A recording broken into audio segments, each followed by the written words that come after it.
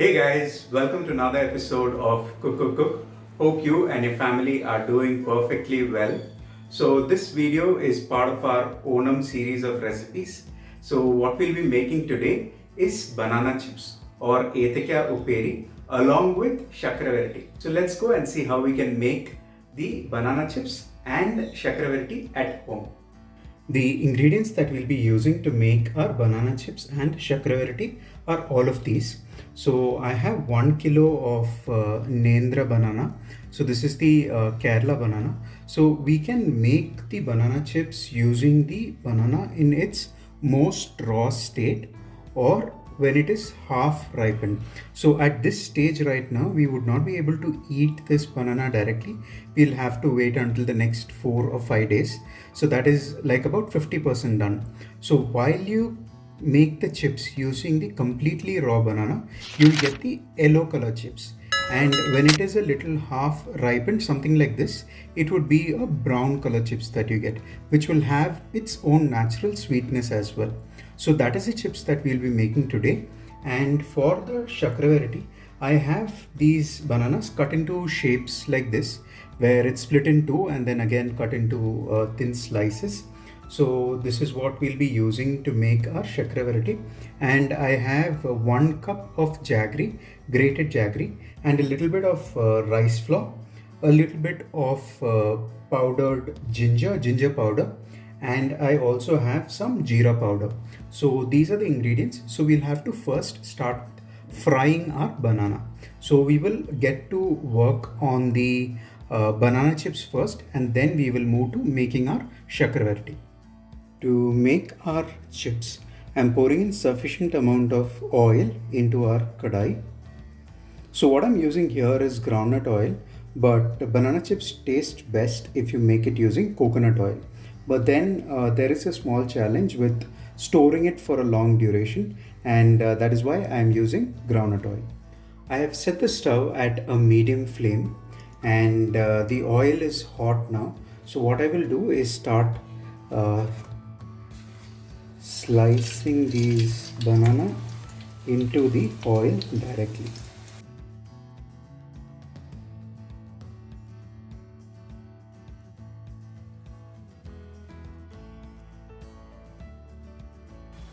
Our chips is now ready. You can see the golden color that this chips has turned into, or the slices of banana has turned into, and also the moisture is completely gone. So this is where we will have to take it out of the oil. So we can fry the rest of the bananas in the exact same way to get our awesome and delicious chips ready. Our beautiful golden crispy chips is ready. So you do not have to sprinkle any salt on this because this banana, since it's 50% ripened, has natural sweetness. So that itself is awesome in its taste. So no additional salt is required on this. So now that we are done with the banana chips, I'll move on to work on our Chakravarti. So we'll use the same oil which is already hot. So I will start putting in the cut bananas for the Chakravarti.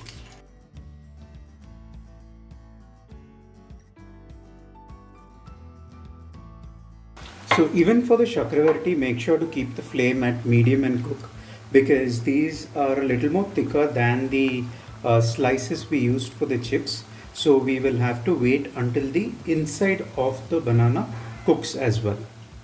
Our banana for the Chakravarti has got a nice golden color right now, and it is cooked completely from the inside as well. So I will take it out of the oil. We can continue the same with the remaining pieces of banana as well. Now that we are done with frying our banana for the Chakravarti, the next step is to prepare the jaggery. So what I've done here is diluted the 1 cup jaggery in half cup of water. Now we will have to boil this until we get a 1 string consistency. So until then we'll have to boil this water, or water in which jaggery is mixed, and then we can add our fried banana to this. After boiling for about 3 to 4 minutes, I almost have the consistency that I would require. So we would need a one string consistency. You can see that we have a one string consistency with this jaggery right now. So into this we will have to add few powders. So I'll first start with 1.5 to 2 teaspoon of powdered ginger or ginger powder, followed by 1 teaspoon of jeera powder. You could also add a powdered elaichi or powdered cardamom to this, but I'm not doing it because it would actually create a mix of a lot of flavors and not very clear on what exactly you would be tasting towards the end.